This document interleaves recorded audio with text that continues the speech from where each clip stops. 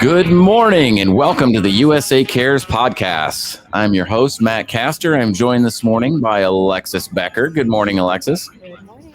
And we have no Trace Chesser with us today. Oh, bummer. Yeah, we're missing Trace today, but we'll manage. We'll get by. Taking a much needed vacation. We right? sent him on vacation. Yeah, we needed a vacation from him, so we sent him off for a little while. But hopefully, Trace, hopefully you're getting some good rest on your much deserved vacation. So the podcast has been fun lately, Alexis. It's been a string of pretty amazing guests and some powerful stories, and I'm excited about this week too. Me too. Absolutely. So, we've tried really hard to make this podcast a platform for veterans to kind of share their stories and what's going on in their lives and what their transitions have been like coming from military life to a more civilian sector. And today we are honored to have an Air Force veteran with us, Mr. Mark Bush. Good morning, Mark.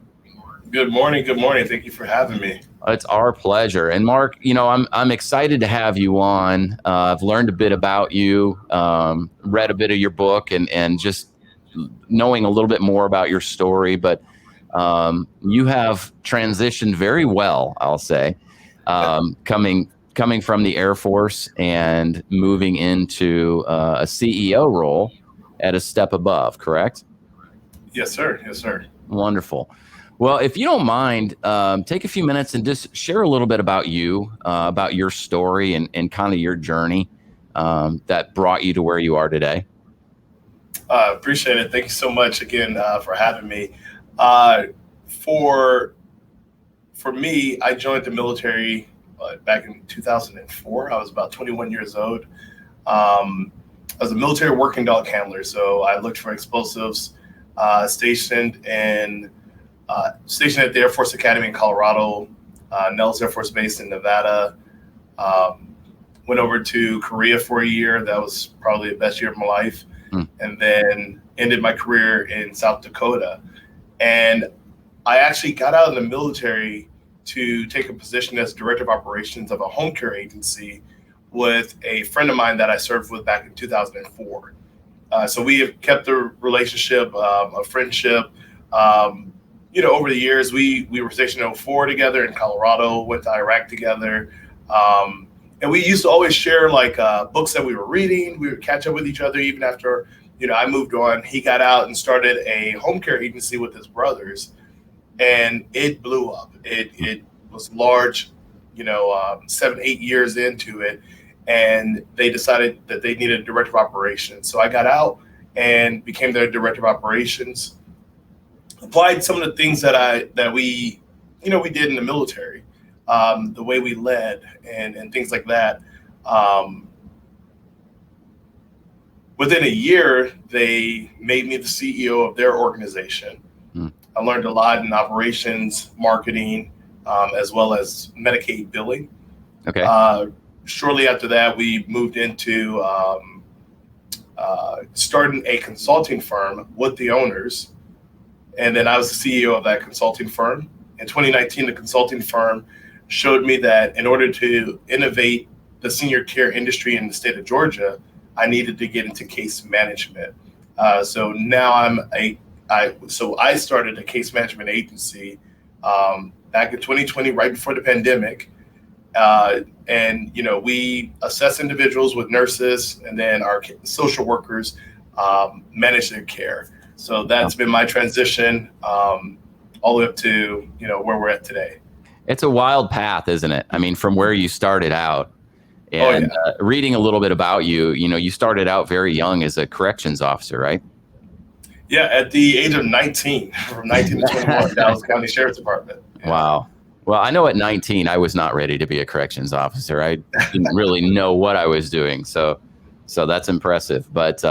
But you've had quite the path going from corrections officer to joining the Air Force to being a dog handler. And I mean, that's that. And then to where you are, it's just a wild ride. Did you ever imagine that your life would take the path that it has? Absolutely not. One of the craziest things when I talk to younger people who are trying to figure out their paths and setting goals and trying to understand where they want to be, I've understood that life is in quarters. Yeah. Yeah. To plan a year, if I look back 5 years from now, I've been out of the military for 6 years now. Mm-hmm. If I look back just 5 years, I could have never foreseen where I was at today. What I really try to tell people is be great where you're at. Yeah. Be great where you're at, and then that'll lead you to where you're going to be. I think so many people are so worried about where they want to be that they miss sight of where they're at right now. And isn't that funny? Good for my growth. I agree with you. Yeah. I agree with you. And, I hear veteran stories and they'll talk about coming out of the military and it's not what they had in mind. It's not exactly the vision they had for their life, where they are in the moment. And that's okay. That's what I want to keep telling them. It's okay.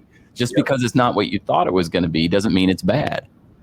But here's the thing, though. It's like one of those things where I took a huge pay cut coming out, leaving security. I was in for 11 and a half years. Wow. A lot of people ask me, why didn't you stay for 20, get the retirement? I said, well, I look for explosives. There's like so many times you can do that successfully. Get out with all your fingers and toes and be happy.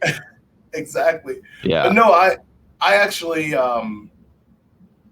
wanted to get out so that I could start my growth professionally, not wait, till the end of my 20-year career and then have to start another career. But I took a pay cut. I didn't know anything about the senior care industry. I don't have a single degree. I just have a high school diploma. I have some college that I took, while I was in the military.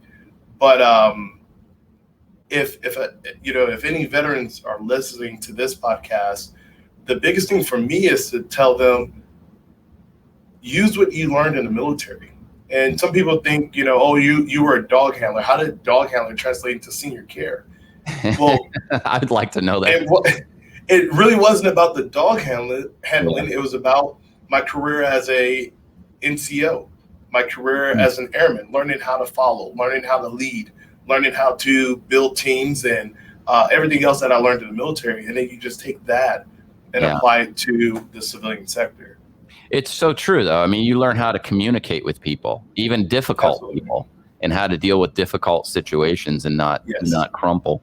And to have a lot of patience. And to have a lot of patience. I can't imagine trying to handle a bomb that is very delicate. I mean, I've had a couple newborns, and they say putting them to sleep is like handling a bomb. So that's probably about as close as I've come. But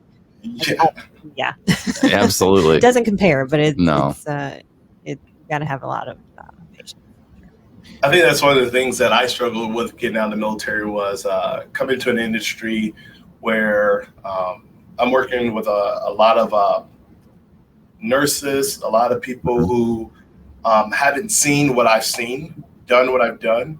And I think one of the biggest things that used to frustrate me is when people would freak out over minuscule things or things that I thought were minuscule.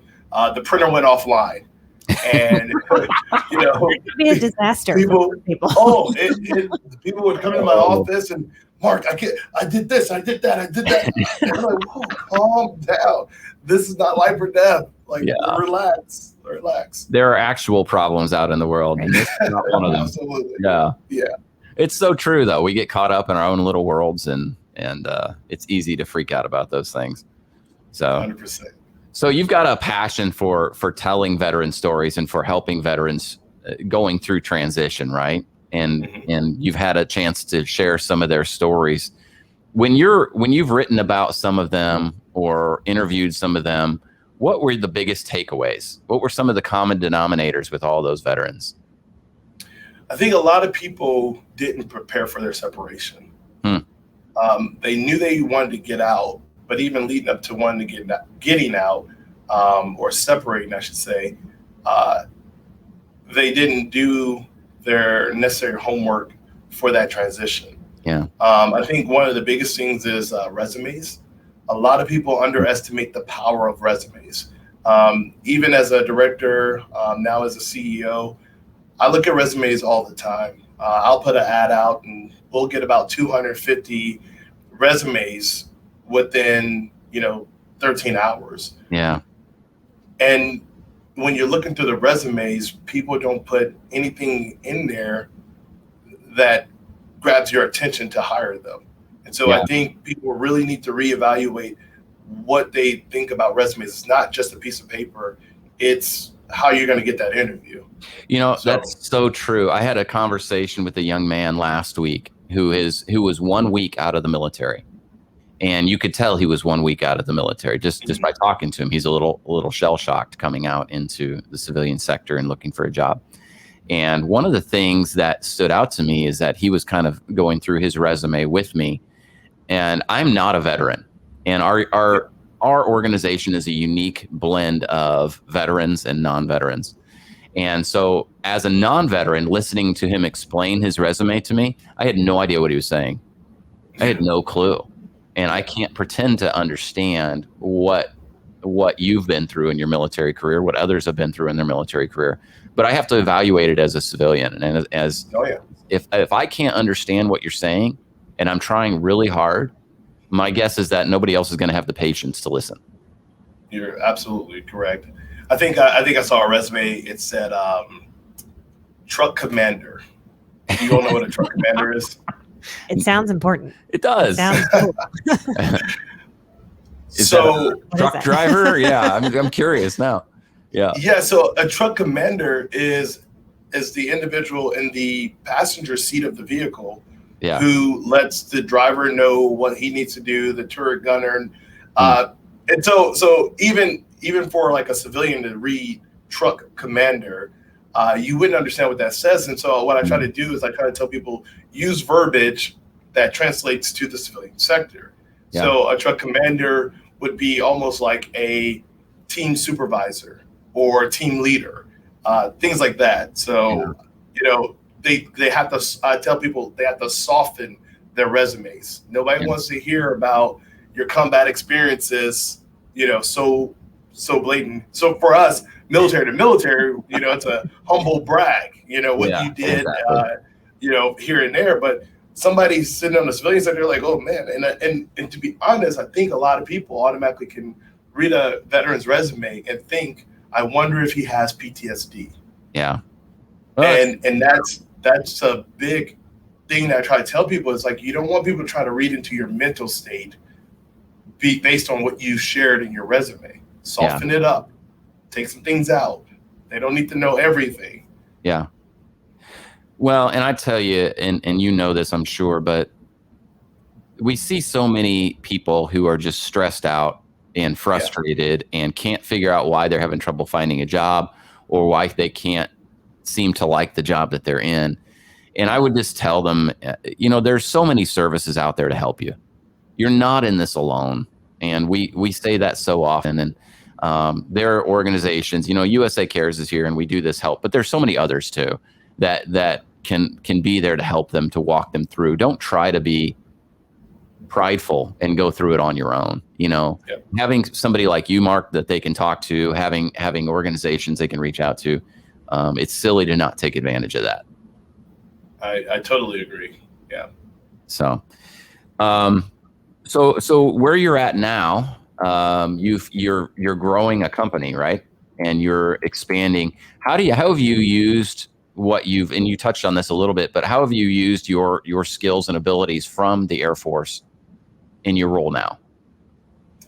So as a leader in the military, one of the things that I've used the most in the civilian sector and in my companies has been able to write policies, been able to write standard operation procedures. As a leader in the military, if your subordinate messed up, we needed to reevaluate, did we give them the proper instructions to be successful in what they're doing? And I think that's been one of my biggest strong suits is every position in my company has what we would call in the Air Force OIs, operation instructions. Yeah. And it's basically, I could hand this manual to anybody walking off the street, and they could sit in front of the computers, given the tools, and do the whole entire job. And so if we're not equipping people with how to do it successfully, then are we really leading them well? And I think that's one of my biggest strengths that I brought out of the military. So leading, being good with team development. I mean, we had to arm 18 and 19-year-olds and send them out and make sure that they're motivated. It's actually real easy in the civilian sector for me, I would say, because of how I developed that skill in the military. Yeah. Wow. So what's next for you? What's coming up? Because you don't seem to sit still very long. I really don't. Right now we're doing we'll be expanding soon. We cover 7 counties right now in the state of Georgia. Nice. There's approximately 159 counties. So just taking it, one bite at a time, trying to be the best case management company in the 7 counties that I cover right now, and then building up leaders to take it on. I love to do motivational speaking. I have a book I want to develop called Follow the Path to Leadership. I think a lot of people think leadership, everybody wants to talk about leadership, but no one wants to talk about how to follow, and how that's the path to great leadership is following well. So I'd love to write more and get out and talk with veterans and other individuals.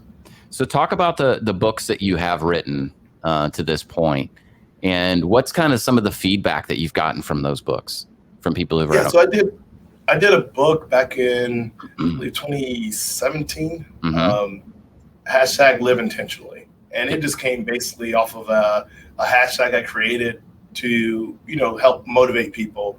And the Live Intentional brand comes from we should always be trying to inspire people and being intentional about the relationships we keep and foster. And so that book, there's a student version of that book and an adult book. And so it's 52 weeks. So that's a whole year. Yeah. I give people a challenge. And when I first started writing that book, I was going to do a cover to cover read on what I do to stay positive, what I do to, keep my motivation up. And then I remember I just got this idea, like, instead of telling people what I've done, give them an experience so they can feel it. And so what the book does is it allows you to have a challenge to go out and impact somebody's life indirectly. It's intentional for you, but it is spontaneous for them.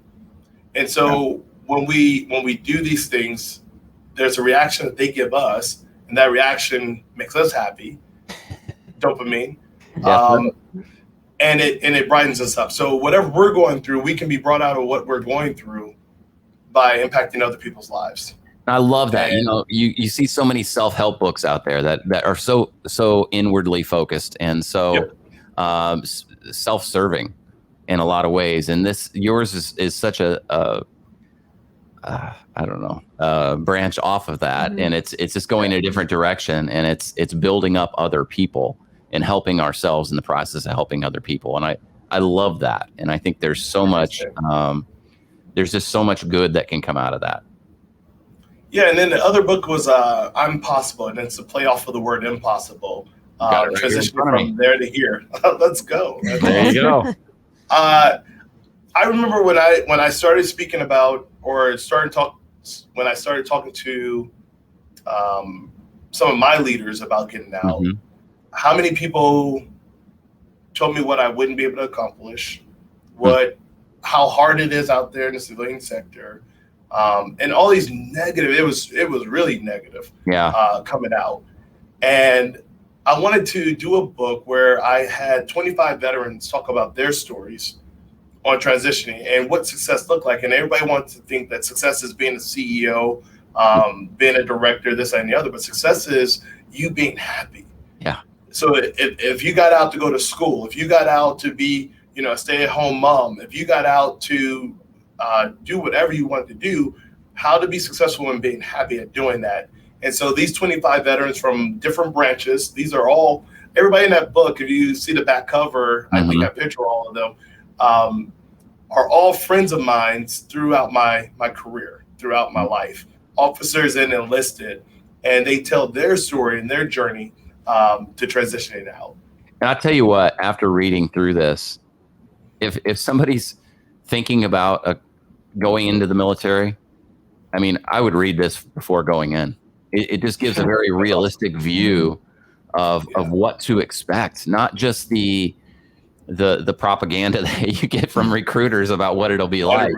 Yeah, but what it's really like, and start at the end and what you might do after. I don't know. It just gives a very real look, and I love it.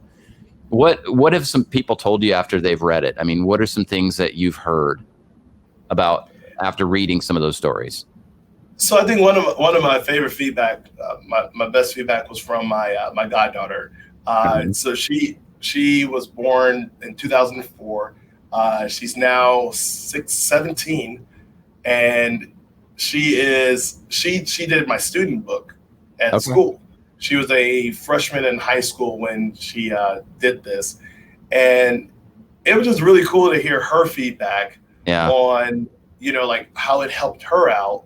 And then how it was like it was a hard start, it was hard for her to get into the mood of it, but then she got into the mode of wanting to accomplish it, and then watching the benefit that it had for that person and herself. And she would journal in it, and she would send me pictures of her journaling, because you write in the book. It asks 3 questions. Who did you do it for? What was their reaction? How did it make you feel? This way, here it is, week 40 of the year, you're feeling down and out, you can pull your book open and you can see the lives you've impacted. We forget about the positivity that we've had on other people's lives, and to be able to feed it back to ourselves to pull us out. And so, she gave me the best feedback on that book. Yeah. That's incredible. And we get so caught up in the moment. To have that kind of journal available, to have that kind of resource available to look back and go, you know what, I have gotten some things done this year, and we're on the right path. That's awesome. I think we struggle with understanding that the last time we went through something, we came out of it. Yeah. The last time we went through something, we came out of it. And when we go through the next challenge, we feel like it's the end of the world. We're the only ones going through it. No, woe is me. But then as we just stop and just look around, there's 5 other people going through something too. That's so true. And if we just get outside of ourselves, it literally does pull us back to reality that we can get through it. So one of the big focuses of our organization is helping people get past the what's the word I'm looking for, Alexis? I don't know. To get past the stumbling blocks that can often lead veterans to the path of suicide. And so ultimately that's our goal, is to reduce that number of veteran suicides that happen each and every day. And it's so often just what you described. It's they can't see an end to their situation. They feel like it will never change. And then we have veterans on this podcast every week who talk about anything from being mistreated by a superior to some were living in their car. Just some really rough life situations. And every single one of them said, you know what, for anybody going through it, there's a light at the end. It doesn't last forever. And you're helping get that message out too. So that's awesome. I think so many times we're looking at the people on our left and right. We're looking at social media. We're looking at people's highlight reels. And we're saying to ourselves, how are they having it so easy? Why? But I know people will look at me and they'll say, oh, it just comes natural to that guy. Yeah. No, it doesn't. There's a lot of struggling days. There's a lot of days that even to get to this place, my last company was actually failing. Yep. We weren't getting the traction we were looking for. Yeah. And what it caused me to do is stop. It caused me to stop, pray, and get direction, get clarity. Yeah. But too many times we see the falter, and we want to like, woe is me, we get into depression. Mm-hmm. But what if we use that same energy to get ourselves out of it? Yeah. And that's all I've been able to do is, okay, it's not absent of me not feeling down and out or being depressed about a situation, but it doesn't stop me. It doesn't cripple me. And we have to keep going. And we cannot look at anybody else's highlight reel and say, why isn't my picture looking like this person's picture? Yeah. You just don't see the behind the scenes of it. Absolutely. Nobody is what they appear. And that's so true. It looks like it comes so easy to some people, but some people are just good marketers of their own life. Yes. And that's good. That's what it comes down to. So, so you've got this passion to keep helping veterans. What books are on the horizon? What projects outside of work? What projects do you have coming? Yeah, so like I said, the book Follow the Path to Leadership. Mm-hmm. It's already outlined. I just need to get the time to sit down and finish writing it. And that's what I really want to turn my job into, is just traveling and talking to veterans, talking to youth, and motivating people to be better day by day. Awesome. Well, personally, you are engaged, yes? Is that right? I am. Thank you. 52 days out. Woo! Wow. What's her name? Joy Mylan. Wonderful. Congratulations. Thank you so much. That's exciting. Well, good. And you're in Atlanta, right? I am, in the heart of the city. We are excited to hopefully in the near future be branching out into your neck of the woods. So we are opening chapters of USA Cares around the country right now. And these chapters are serving as, to be honest, they're serving as a fundraising arm to help us, but they're a touch point for veterans in that community to kind of have their own group of veterans who are kind of all going through the same things in the same area, and they can help each other. They can be that support system. So we're in 7 states right now. Georgia is one where we help a lot of veterans. We get a lot of requests for assistance coming out of Georgia, and it's an area where we really need a team of people to be able to connect. And we're very, very close. And I'm hoping by the end of the year that we will have a chapter in your area. That's awesome. It's so necessary. People don't understand that. That's probably one of the biggest struggles of getting out of the military, is losing the camaraderie you had with your military veterans, with your friends. And I think that there's no friendships I've had in the civilian sector that measure the friends and the lasting brotherhood of being in the military with veterans. So you all coming down and fostering that, facilitating people, veterans getting together and hearing each other's stories and being there for each other, that's huge. I really appreciate what you guys do. Oh, it's our pleasure. We're just excited to see, and that was something that was common in your book too, is this that fear that the veterans had coming out and losing that camaraderie, losing their brothers and sisters that they've served with, and not having that. So we can't recreate that entirely, but we're going to try to give them a little sense of that. And it's creating a network. I think that's something else you highlighted in your book and talked about, just, the creating a network and networking to get you to that next spot. It might not be a job necessarily, but it would be a connection that you know, it's important to make. It's always about who you know. And you might know somebody. I'm from Atlanta as well, and Louisville is very small. 2 degrees of separation instead of the 6, and so I think that's important to create that network, and that's whether it's professional, personal, etc. Yeah. Alexis, did you get to Louisville and just be like, "Where's the traffic?" I did. I'm so spoiled. Where are all the people? Yeah. Oh no, they're there. They're not as terrible as Atlanta drivers.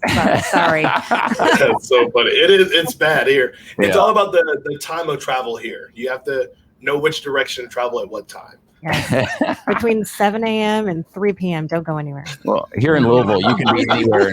You can be anywhere in 15 minutes here, I think. Yeah. But Mark, is there anything before we wrap up? Is there anything that you want to make sure you mention today? Is there anything any points that you want to make sure you get across, or something you want to touch on? Yeah, for all the veterans out there, I think one of the biggest things that I would want them to pay attention to, either A, if they're about to separate from the military, or B, if they have already separated and they're going through some hard time, is first off, hang in there. It gets better. Yeah. Second, we have to use the resources around us. There's so many resources, and it's not, you're not by yourself. And I think everybody wants to inwardly look for the answer, but if we use the resources, so work on your resume, work on, how you come off to people around you, to help take their advice on how to soften your tone, how to soften up, because you've been engineered to be hard, to be tough, to go through walls, and so be okay with needing to take it down a notch, take the weight off your shoulders, and move forward lightly. There's a lot of people that are out here that loves us and want to help us. So just latch onto that and run with it. I love it.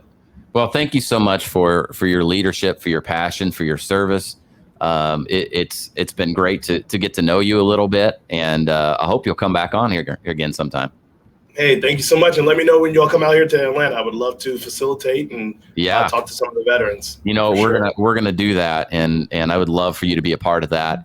I think people need to see other people who have come through it, the situations that they're in. You're a great example of that, and I appreciate that. Yeah, thank you so much. Thank you, guys. Yes, All right. you. So, Alexis, we've got coming up at USA Care some kind of a big deal. Yeah, we've got our gala coming up. Our gala's coming up. Week. Unbelievable. Unbelievable. It's Mark, awesome. next year we're going to get you to our gala too. Let's go. I'm ready. I'll get the tux ready. That's right. This is a black tie event that's coming up in downtown Louisville at the Marriott downtown. And we're expecting 500 plus people at this event. Awesome. We're going to raise a lot of money to help a lot of veterans and their families, and it's going to make a huge impact.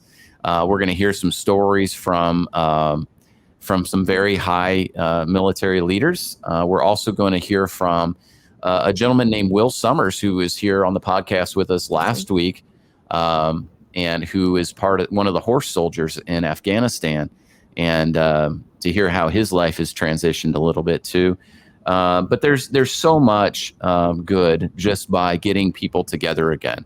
We lost a whole year to this stupid COVID thing, and I'm ready to be past it. Yes. And but Alexis, there's just so much about, and you keep hearing too, these people just excited to get back together. Yeah, I mean, to have 500 people in a room together after the year we've had is just almost unheard of. So yeah, everybody's excited. Everybody wants to, get dressed up and, yep. Well, I don't want to get dressed up, but well, I do. They're making me. Yeah. But yeah, that's one of the things I keep hearing from people who are getting ready to attend is that I'm just excited to be around some other vets right now. I'm excited to be around some other people and hear what they're doing and what they've gone through and just to share some time. And so we're excited about that. It is a sold out event at this point. So, you can join us online. It'll be streamed online. The silent auction will be available online. So take part in that if you can. And then next year, we hope that you can attend in person. For any of you who are involved in chapters around the country, encourage your chapter to get together to watch this event, because you will hear some fantastic speakers. And if you are in an area where there isn't a chapter, let's get one going. If you are somewhere that you just want to be able to get veterans together and you want to get them to share some stories and be there as a support system to each other, reach out to us, info@usacares.org. It's not hard to get started. It doesn't require a lot of time. We're not asking you for a financial commitment to do this. We just want you to display your passion and love to your community, to your veterans, and let's get this going. So we would love to get more areas in the country started. We are excited for the recent addition of Colorado, of Denver, Colorado, and all that they're getting ready to do. Washington, D.C. They're going to have an event here pretty soon. All right. So we're excited about that. We'll have more information on that hopefully by next week. Let's not forget Arizona. That's a brand new one. Yeah, we're hoping that's coming. Coming. So We'll see. No. But yeah, so a lot of good things happening. If you want to learn more about USA Cares, go to usacares.org. You can also check us out on all of our social media platforms: Facebook, Instagram, LinkedIn, Twitter, and probably a few others that I'm forgetting. All of them. All of them.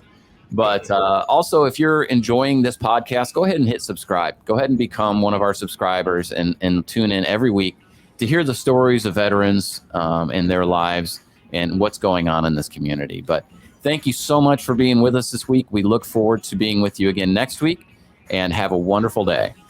Bye, everybody.